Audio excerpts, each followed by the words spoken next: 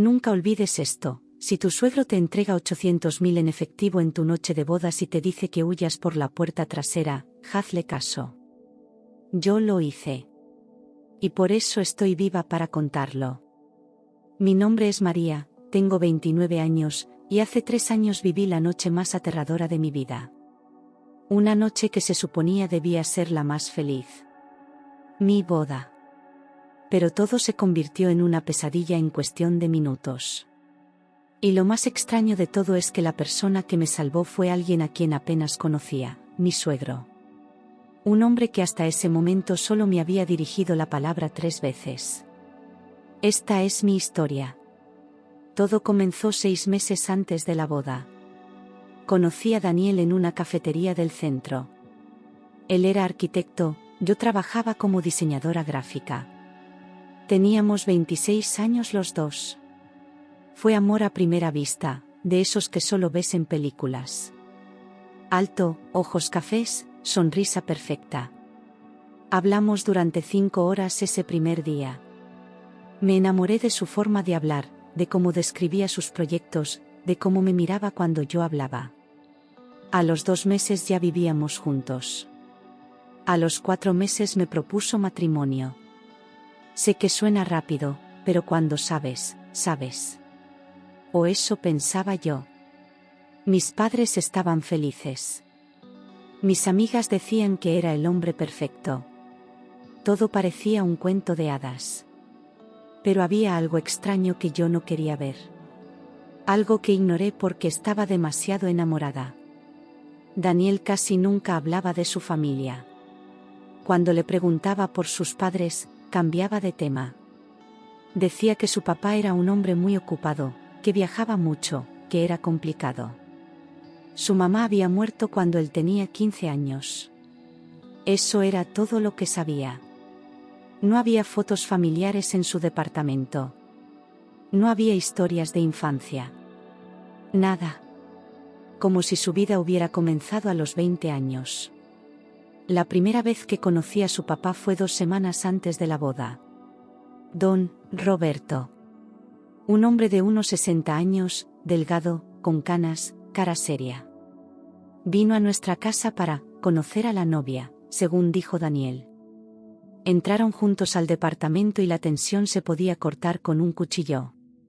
Don Roberto me dio la mano, me miró fijamente durante varios segundos sin decir nada, y luego simplemente asintió. Mucho gusto, María, me dijo con voz grave. El gusto es mío, don Roberto, respondí nerviosa. Se sentó en la sala. Daniel estaba pálido. Yo preparé café. Durante toda la visita, que duró apenas 20 minutos, don Roberto no dejó de observarme. No de forma incómoda o acosadora. Era diferente. Me estudiaba. Como si estuviera buscando algo en mi cara, en mis gestos, en mis palabras. Le hice preguntas normales.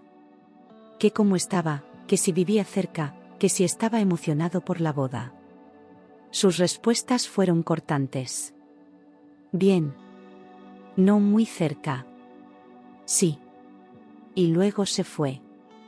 Daniel lo acompañó hasta la puerta y regresó 10 minutos después. Estaba sudando. ¿Estás bien?, le pregunté. Sí, sí. Es que mi papá es así. No te preocupes.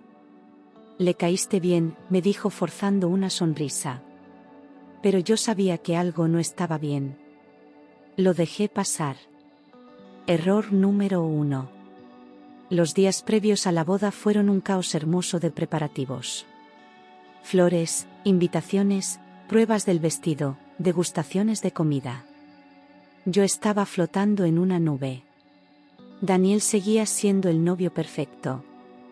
Atento, cariñoso, emocionado. Pero a veces lo encontraba mirando su celular con una expresión que no le conocía. Preocupación. Miedo, incluso. ¿Todo bien?, le preguntaba. Perfecto, amor. Solo cosas del trabajo, respondía guardando el teléfono rápidamente.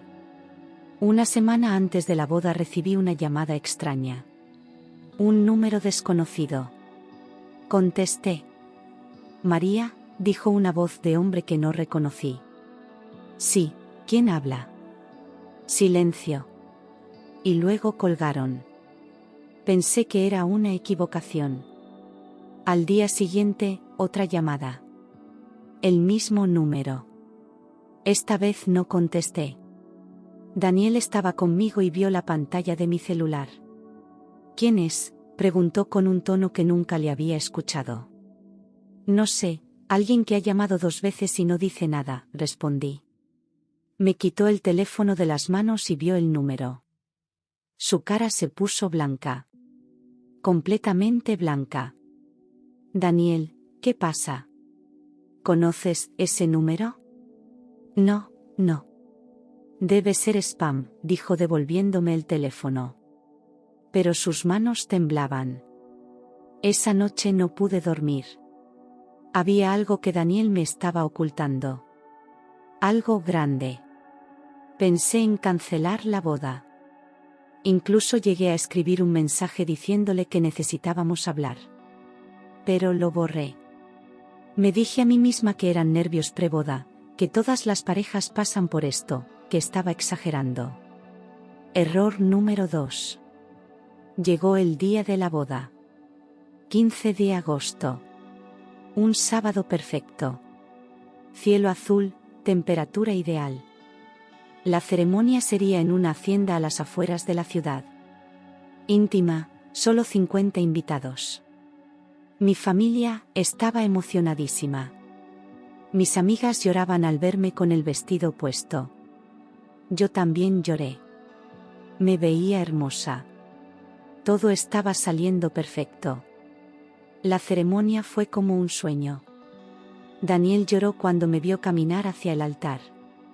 Dijimos nuestros votos. Nos besamos. Aplausos. Fotografías. Brindis. Comida deliciosa. Baile. Fue una fiesta perfecta. Don Roberto estuvo ahí, en una esquina, siempre observando. Apenas habló con alguien. No bailó. No brindó. Solo observaba.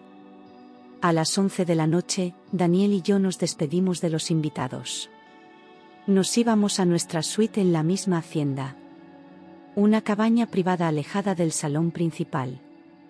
Hermosa, con chimenea, una cama enorme con sábanas blancas, pétalos de rosa por todos lados. Champagne esperándonos en una cubeta con hielo. Todo era perfecto. Entramos riendo, besándonos. Daniel me cargó para cruzar el umbral de la puerta. Me puso en el suelo y nos volvimos a besar. En ese momento escuchamos que tocaban la puerta. 3 golpes secos. ¿Quién puede ser?, preguntó Daniel molesto. Abrió la puerta. Era don Roberto. Tenía una expresión en su cara que nunca olvidaré. Terror puro. Papá, ¿qué haces aquí? ¿Es nuestra noche de...? Cállate, lo interrumpió don Roberto empujando la puerta y entrando. Cerró con seguro detrás de él. Tenía una mochila negra en la mano. Tienes que irte. Ahora. Los 2. ¿De qué hablas? ¿Estás loco?, dijo Daniel. Don Roberto dejó la mochila en la cama, la abrió y sacó 2 cosas. Un fajo enorme de billetes. Y una pistola. Me quedé paralizada. Daniel también. Hay 800.000 pesos ahí. María, quítate ese vestido ahora mismo. Ponte esta ropa, dijo sacando jeans, una sudadera y tenis de la mochila. Y sal por la puerta trasera de esta cabaña. Hay un sendero que lleva al bosque. Síguelo hasta llegar a la carretera. Ahí va a estar un carro esperándote. Un Suru gris. Súbete. El conductor sabe qué hacer. Pero, ¿qué está pasando?, logré decir con la voz quebrada. No hay tiempo para explicaciones. Haz lo que te digo. Por favor, su voz era urgente pero no agresiva. Era desesperada. Papá, esto es una locura. No voy a dejar que... Cállate, Daniel, gritó don Roberto. Nunca había escuchado a un padre hablarle así a su hijo. Esto es por tu culpa. Tu maldita irresponsabilidad nos metió en esto. Y ahora ella va a pagar el precio si no se va. Ya. En ese momento escuché algo que me heló la sangre. Voces afuera. Varias voces de hombres. Y el sonido inconfundible de armas siendo cargadas. Ya están aquí, susurró don Roberto. Me miró directo a los ojos. María, por favor. Si quieres ver a tu familia otra vez, vete. Ahora. No entendía nada. Mi cerebro no procesaba lo que estaba pasando. Pero algo en su mirada, algo en el terror absoluto que vi en sus ojos, me hizo reaccionar. Tomé la mochila, el dinero, la ropa. Corrí al baño y me quité el vestido de novia en tiempo récord. Me puse los jeans, la sudadera, los tenis. Todo me quedaba grande pero no importaba. Cuando salí del baño, don Roberto estaba en la puerta con la pistola en la mano. Daniel estaba en una esquina, llorando, con las manos en la cabeza. La puerta trasera está en el cuarto de lavado, al final del pasillo. Corre y no voltees. No importa que escuches, no voltees, me dijo don Roberto. Pero Daniel. Él se queda. Esto es con él, no contigo. Por favor, María. Vete. Las voces afuera se hacían más fuertes. Escuché a alguien diciendo, entren por atrás también. Mi instinto de supervivencia finalmente se activó. Tomé la mochila y corrí hacia el pasillo. Encontré el cuarto de lavado. Vi la puerta trasera. La abrí. Y entonces escuché el primer disparo. Me quedé congelada por medio segundo. Luego otro disparo. Gritos. Más disparos. Mi cuerpo se movió antes que mi mente. Corrí hacia el bosque. Mis pies apenas tocaban el suelo. Las ramas me rasguñaban la cara. Tropecé 2 veces pero me levanté y seguí corriendo. No podía ver bien por las lágrimas pero seguí el sendero como me había dicho don Roberto. Corrí durante lo que me parecieron horas pero probablemente fueron 10 minutos. Hasta que vi luces. La carretera. Y ahí, exactamente como había dicho, estaba un Suru gris con el motor encendido. Me acerqué temblando. La ventana del conductor bajó. Era un hombre mayor, de unos 70 años, con lentes. Me miró y asintió. ¿María?, preguntó. Sí, apenas pude decir. Sube. Rápido. Subí al asiento trasero.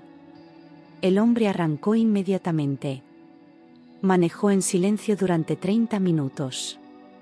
Yo lloraba en el asiento de atrás, abrazando la mochila, sin entender absolutamente nada de lo que acababa de pasar. ¿Quién es usted? ¿Qué está pasando? ¿Dónde está Daniel? ¿Don Roberto está bien? Las preguntas salían de mi boca sin control. No puedo responder eso, señorita. Don Roberto me pagó para traerla a un lugar seguro.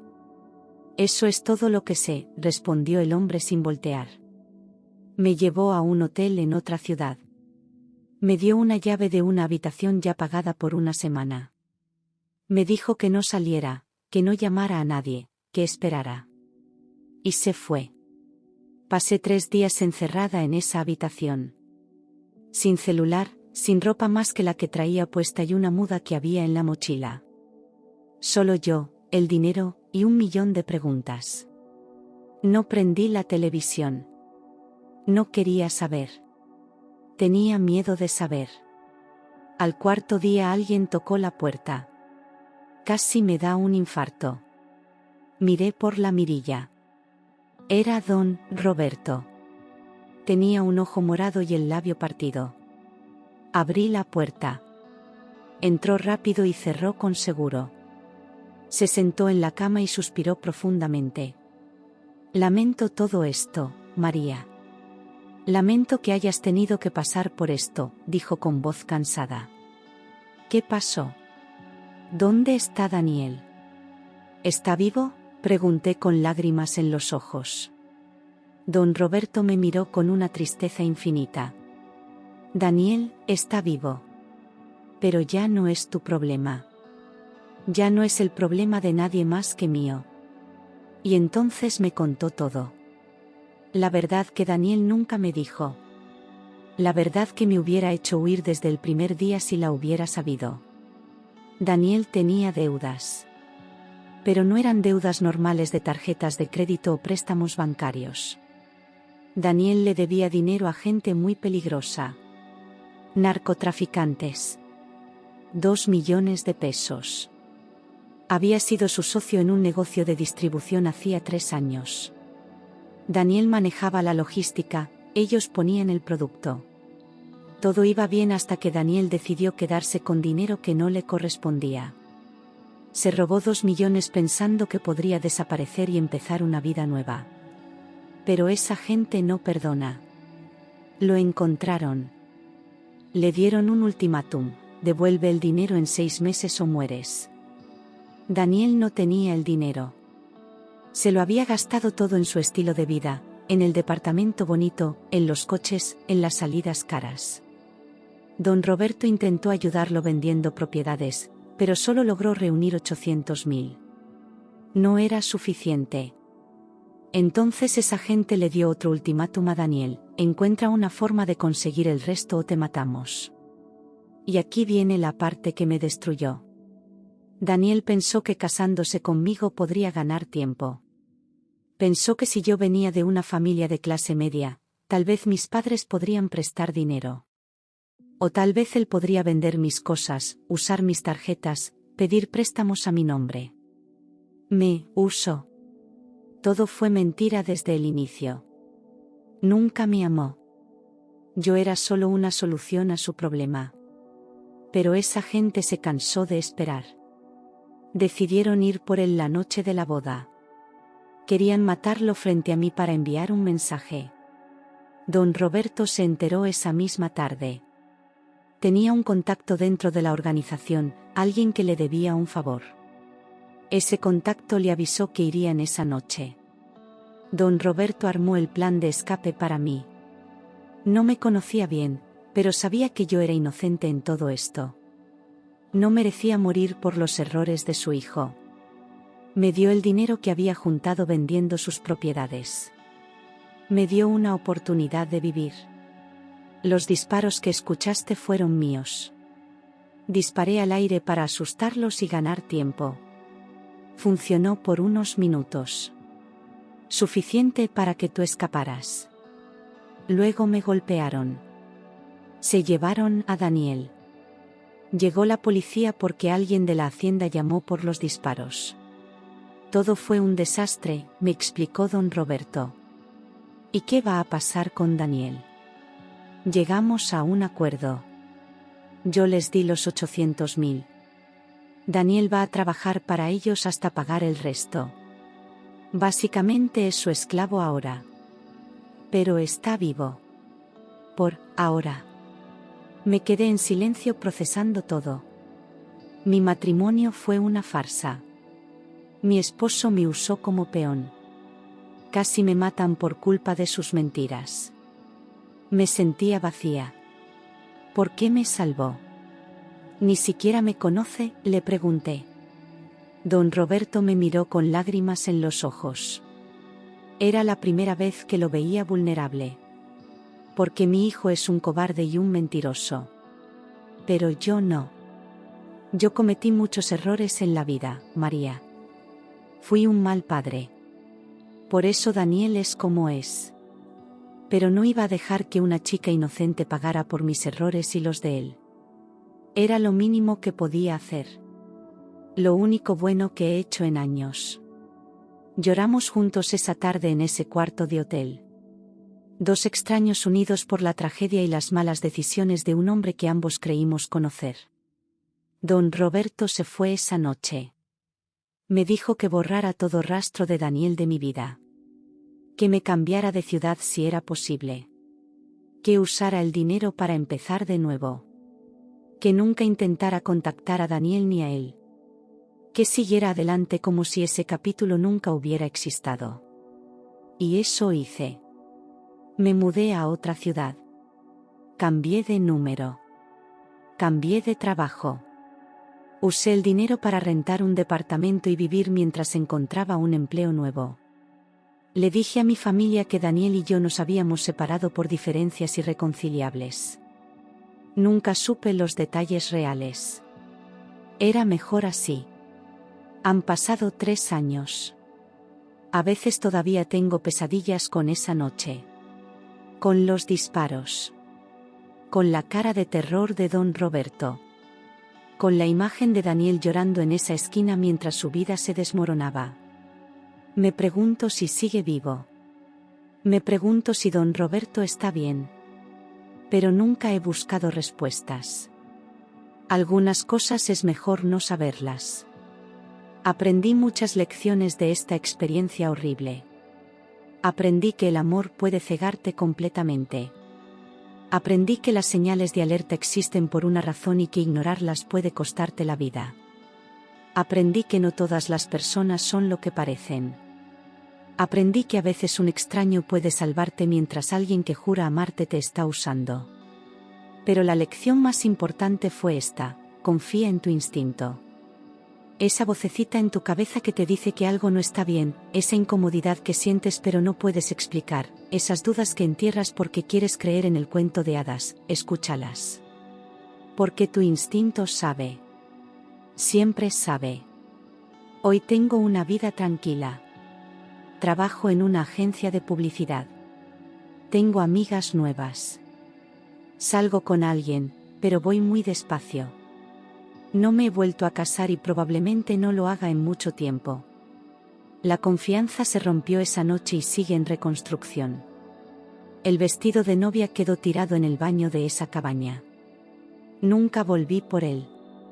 Espero que alguien lo haya encontrado y lo haya usado para algo mejor que yo. Espero que le haya traído felicidad a alguien más. Porque para mí solo representa la mayor mentira de mi vida. Don Roberto me salvó. Un hombre que apenas conocía, que no me debía nada, que tenía todos los motivos para dejarme ahí y salvar solo a su hijo. Pero no lo hizo. Eligió hacer lo correcto. A veces pienso en él y espero que esté bien, donde quiera que esté. Le debo mi vida. Esta historia la he guardado por 3 años. Nunca se la había contado a nadie completa. Ni a mi familia ni a mis amigas. Es la primera vez que la saco de mi pecho. Y duele. Duele recordar. Duele admitir que fui tan ingenua. Duele saber que estuve a minutos de morir y ni siquiera lo sabía. Pero la comparto porque tal vez alguien que la escuche necesite escucharla. Tal vez alguien está en una relación donde algo no se siente bien. Tal vez alguien está ignorando señales de alerta porque está enamorado. Tal vez alguien está a punto de cometer el mismo error que yo. Si eres tú, por favor, detente. Pregunta. Investiga. No ignores tu instinto. No dejes que el amor te ciegue tanto que pongas en riesgo tu seguridad. Porque cuando las cosas se ponen feas, cuando la verdad sale a la luz, ya es demasiado tarde. Y con suerte tendrás un don Roberto que te salve. Pero tal vez no. Yo tuve suerte. Mucha suerte. Pero no todos la tienen. No todos sobreviven para contar la historia. Después de mudarme, pasé meses sin poder dormir bien. Cada ruido en la noche me despertaba. Cada carro que se estacionaba frente a mi edificio me hacía pensar que me habían encontrado. Vivía con miedo constante. Compraba comida para toda la semana para no tener que salir tanto. Evitaba lugares con mucha gente. Me volví paranoica. Dejé de usar redes sociales completamente. Borré todas mis cuentas. Facebook, Instagram, todo. Porque tenía terror de que alguien me rastreara y descubriera dónde estaba. Mi familia no entendía por qué había cortado tanto el contacto. Les decía que necesitaba espacio después de la separación. Mi mamá lloraba por teléfono preguntándome qué había pasado realmente. Las parejas no se separan así de la noche a la mañana después de casarse, me decía. Algo pasó en esa luna de miel. Y tenía razón. Pero yo no podía contarle. No podía arriesgar que ella o mi papá trataran de investigar o de ayudarme y terminaran metiéndose en problemas con esa gente peligrosa. 6 meses después de mudarme conseguí trabajo en la agencia de publicidad. Fue difícil porque no tenía referencias recientes. Tuve que inventar una historia sobre haber estado viajando por el mundo después de terminar una relación. Mi jefa era una mujer de 40 años llamada Patricia. Era dura pero justa. El primer día me dijo, veo algo en tus ojos. Como si estuvieras huyendo de algo. No me importa qué sea. Solo trabaja bien y no traigas problemas aquí. Asentí sin decir nada. Ella nunca volvió a preguntar. Los primeros meses en el trabajo fueron raros. Mis compañeros trataban de ser amigables pero yo los mantenía a distancia. No iba a las salidas después de la oficina. No compartía detalles de mi vida personal. Me ganó la reputación de ser fría y antisocial. Pero era necesario. No podía arriesgarme a que alguien supiera demasiado sobre mí. Una compañera llamada Sofía fue especialmente persistente. Me invitaba a tomar café todas las semanas. Yo siempre decía que no. Hasta que un día dijo, mira, no sé qué te pasó antes, pero aquí estás segura. Todos tenemos historias. Algo en su tono me hizo confiar un poco. Le conté a Sofía una versión editada de mi historia. Le dije que mi ex tenía problemas con gente peligrosa y que tuve que irme para protegerme. No mencioné los detalles de la boda ni el dinero ni los disparos. Solo lo suficiente para que entendiera. ¿Por qué era tan cerrada? Sofía me abrazó y lloró conmigo. Hiciste lo correcto al irte, me dijo. Desde ese día se convirtió en mi mejor amiga. Era la única persona en mi nueva vida que sabía aunque sea un poco de mi pasado. Al año de haberme mudado, un día estaba en el supermercado comprando verduras cuando vi a alguien que me hizo congelarme. Un hombre de espaldas, alto, con el mismo corte de cabello que Daniel. Mi corazón empezó a latir tan fuerte que pensé que me iba a desmayar. Me escondí detrás de un pasillo y lo observé. El hombre volteó. No era Daniel. Ni siquiera se parecía tanto. Pero ese momento me hizo darme cuenta de que todavía no estaba bien. Que el trauma seguía ahí, esperando cualquier excusa para salir. Decidí ir a terapia. Encontré una psicóloga llamada doctora Ramírez. Le conté toda la historia completa. Fue la primera vez que le dije todo a alguien. Ella no se sorprendió ni me juzgó. Solo escuchó. Al final me dijo, María, lo que viviste fue un trauma severo. Casi pierdes la vida. Fuiste traicionada por alguien en quien confiabas completamente. Es normal que sigas teniendo miedo. Pero no puedes vivir así para siempre. Vamos a trabajar juntas para que recuperes tu vida. Lloré durante toda esa sesión. La terapia fue dura. Tuve que revivir esa noche muchas veces. Los disparos, la cara de don Roberto, la carrera por el bosque. Tuve que procesar la traición de Daniel. Tuve que aceptar que el hombre que creí amar nunca existió realmente. Todo fue una actuación. Me usó como un objeto, como una herramienta para resolver sus problemas. La doctora Ramírez me ayudó a entender que nada de eso fue mi culpa. Que las señales de alerta estaban ahí pero que alguien manipulador sabe cómo esconderlas bien. 2 años después de mudarme, mi papá se enfermó.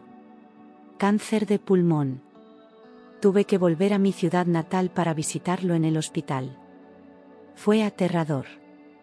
Cada esquina me traía recuerdos. Pasé por la cafetería donde conocí a Daniel y sentí náuseas. Fui directo al hospital sin detenerme en ningún lado. Mi mamá estaba destrozada. Mi papá se veía tan frágil en esa cama de hospital. Me tomó la mano y me dijo: hija, sé que algo malo te pasó con ese muchacho. No sé qué fue, pero te conozco. Cambiaste. Solo quiero que sepas que estoy orgulloso de ti por ser fuerte. Durante esa visita al hospital me encontré con una antigua amiga en el elevador. Carla. Habíamos sido mejores amigas antes de que yo conociera a Daniel. Nos abrazamos y ella empezó a hacerme preguntas sobre mi vida. Le conté que me había mudado y que estaba bien. Entonces ella bajó la voz y me dijo algo que me dejó helada. ¿Supiste lo que le pasó a Daniel? Mi corazón se detuvo. No, ¿qué le pasó?, pregunté tratando de sonar casual. Carla me miró con lástima. Lo mataron hace como 6 meses. Salió en las noticias. Dijeron que estaba metido en cosas feas.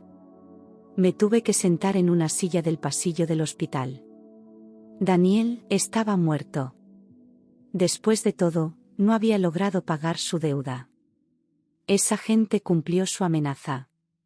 Sentí una mezcla rara de emociones. Tristeza por el Daniel que creí conocer, por el hombre que pudo haber sido si hubiera tomado mejores decisiones. Alivio porque ya no tendría que preocuparme de que me encontrara o me buscara. Culpa por sentir alivio. Y enojo, mucho enojo, porque desperdició su vida y casi destruyó la mía por su egoísmo y sus malas decisiones. Carla me dio más detalles. Daniel había aparecido muerto en un terreno baldío en las afueras de la ciudad. La policía dijo que tenía múltiples heridas y que todo indicaba que era un ajuste de cuentas. Don Roberto había identificado el cuerpo. El funeral fue pequeño, casi nadie fue. Don Roberto se veía destrozado, según me contó Carla, quien fue solo por curiosidad. Pobre hombre, dijo Carla. Perder a tu único hijo así debe ser horrible. Yo no dije nada. Solo asentí. Porque la verdad era mucho más complicada que eso. Esa noche en el hotel donde me estaba quedando, lloré por horas. No por Daniel exactamente, sino por todo lo que pudo haber sido y nunca fue. Por los 6 meses de relación que creí que eran reales pero eran mentira. Por la vida que imaginé tener con él. Por la inocencia que perdí esa noche en la cabaña. Por tener que vivir con miedo durante 2 años solo para descubrir que la amenaza ya no existía porque lo habían matado. Me sentía vacía. Como si todo ese tiempo huyendo y escondiéndome hubiera sido en vano. Pero luego recordé algo que la doctora Ramírez me había dicho: tu respuesta al trauma no fue en vano. Te mantuviste segura. Reconstruiste tu vida. Eso tiene valor sin importar qué le haya pasado a él. Tenía razón. Yo había sobrevivido. Había construido una nueva vida. Tenía un trabajo que me gustaba, una amiga en quien confiaba, estaba en terapia trabajando en mi sanación. Daniel no me había destruido aunque lo intentó sin saberlo. Yo era más fuerte que todo eso.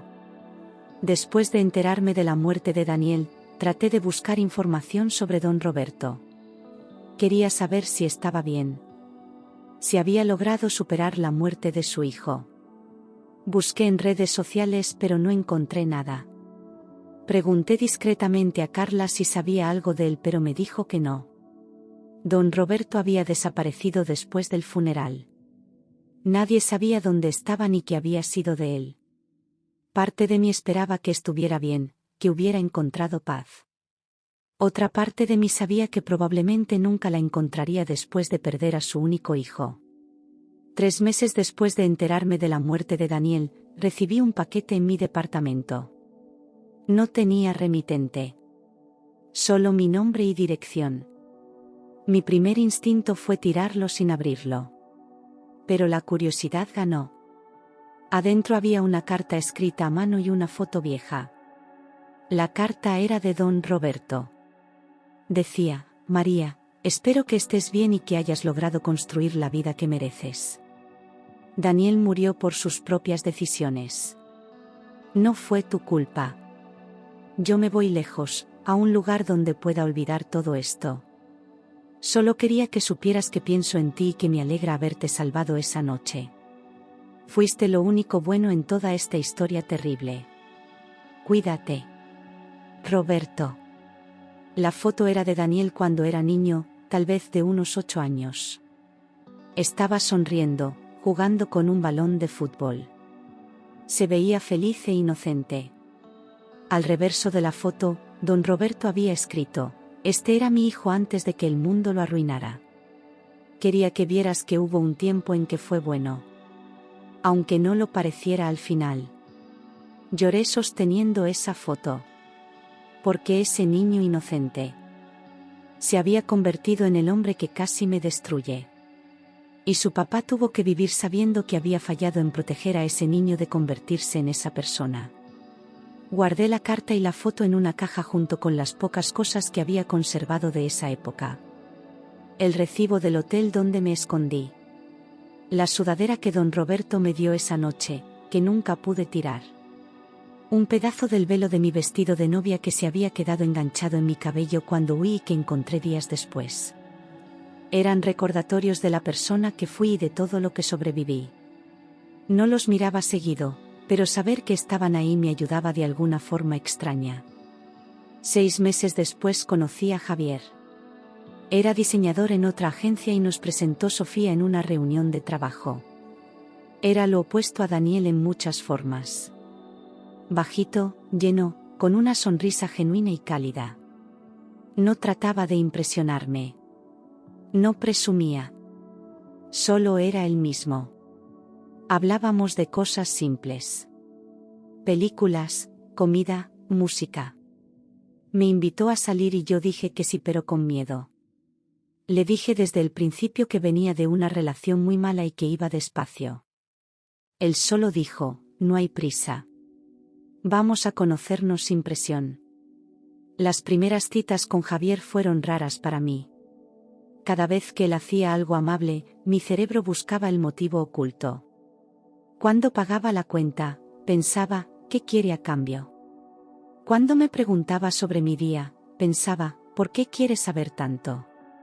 La doctora Ramírez me ayudó a entender que era mi trauma hablando. Que no todos los hombres eran como Daniel. Que Javier merecía una oportunidad de demostrar que era diferente. Y lo era. 3 meses después de conocerlo, le conté mi historia completa.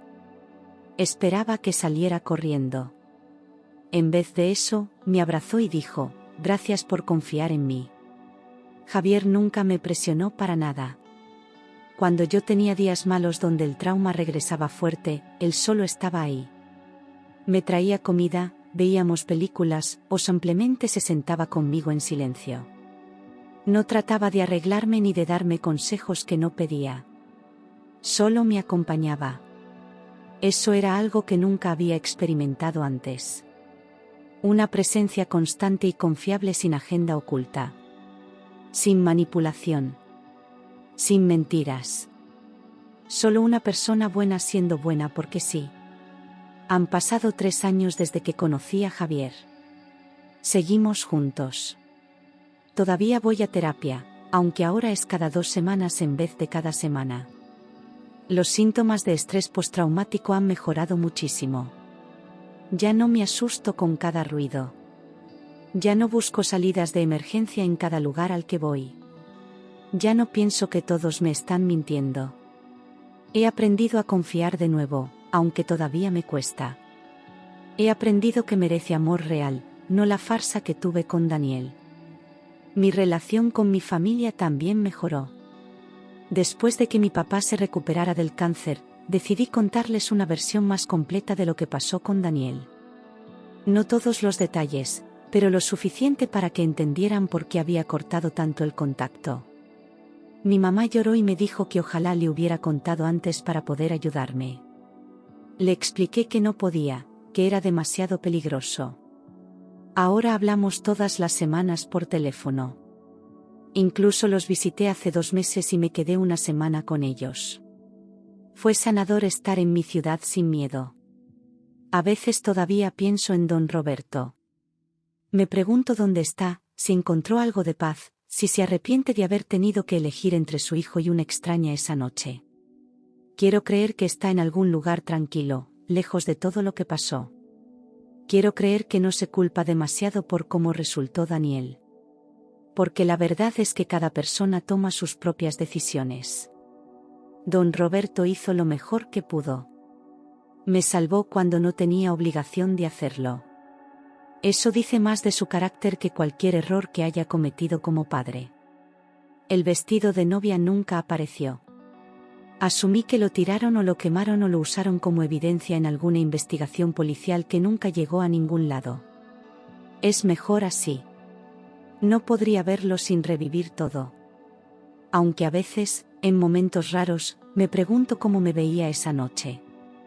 Hay exactamente 3 fotos mías con ese vestido. Mi mamá tomó una, mi mejor amiga de entonces tomó otra, y el fotógrafo de la boda tomó una durante la ceremonia. Están guardadas en un álbum que mi mamá tiene. Nunca he podido verlas. Tal vez algún día pueda. La hacienda donde fue la boda cerró 2 años después de lo que pasó. No por lo que pasó conmigo específicamente, sino porque tuvieron otros problemas de seguridad. Carla me contó que ahora es solo un terreno abandonado lleno de maleza. Es irónico. Un lugar que se suponía celebraba amor y nuevos comienzos terminó siendo testigo de traición y violencia y ahora está muerto también. Como si el universo hubiera decidido que ese lugar ya cumplió su propósito oscuro y ya no servía para nada más. Hay días buenos y días malos todavía. Días donde me siento completamente normal y sanada, y días donde algo pequeño, una canción o un olor o una frase, me regresa a esa noche. Pero los días buenos son cada vez más frecuentes que los malos. Y he aprendido a ser paciente conmigo misma en los días difíciles. A no juzgarme por todavía estar procesando algo que pasó hace años. El trauma no tiene un cronograma fijo de recuperación. La sanación no es lineal. Es un camino con subidas y bajadas y vueltas inesperadas. Lo más importante que aprendí es que sobrevivir no es suficiente. Después de sobrevivir viene el trabajo duro de reconstruir. De decidir quién quieres ser después del trauma. De no dejar que lo que te pasó defina completamente tu identidad. Sí, soy una sobreviviente. Sí, pasé por algo horrible. Pero también soy María. Diseñadora gráfica. Amiga leal. Novia de Javier. Hija que llama a su mamá todos los domingos. Persona que ama el café con canela y las películas de terror y los gatos. Soy más que solo mi trauma. A veces me pregunto qué hubiera pasado si don Roberto no hubiera llegado esa noche. Si no me hubiera dado el dinero y la ropa y las instrucciones para escapar. Probablemente estaría muerta. O si hubiera sobrevivido, estaría traumatizada de una forma mucho peor por haber presenciado lo que le hicieron a Daniel. Don Roberto me dio un regalo al salvarme, la oportunidad de vivir sin cargar con más horror del necesario. Ya fue suficientemente malo lo que viví. No puedo imaginar cuánto peor hubiera sido si me hubiera quedado. Esta historia no tiene un final feliz perfecto de película. No me casé de nuevo en una ceremonia hermosa que borra los recuerdos de la primera. No me hice millonaria con el dinero que don Roberto me dio, porque lo usé para sobrevivir como él me dijo. No encontré a don Roberto para tener una reconciliación emotiva donde nos perdonamos mutuamente por cosas que no hicimos. La vida real no es así. La vida real es más complicada y más sucia y menos satisfactoria narrativamente. Pero tengo algo mejor que un final de película. Tengo una vida real. Una vida que construí con mis propias manos después de que todo se derrumbara. Una vida que nadie puede quitarme porque es genuinamente mía. Sin mentiras. Sin manipulación. Sin secretos oscuros esperando explotar. Solo yo, mis decisiones, mis errores, mis éxitos. Y eso, después de todo lo que pasó, es más valioso que cualquier cuento de hadas que pude haber imaginado cuando era más joven e ingenua. Si esta historia te impactó, suscríbete al canal.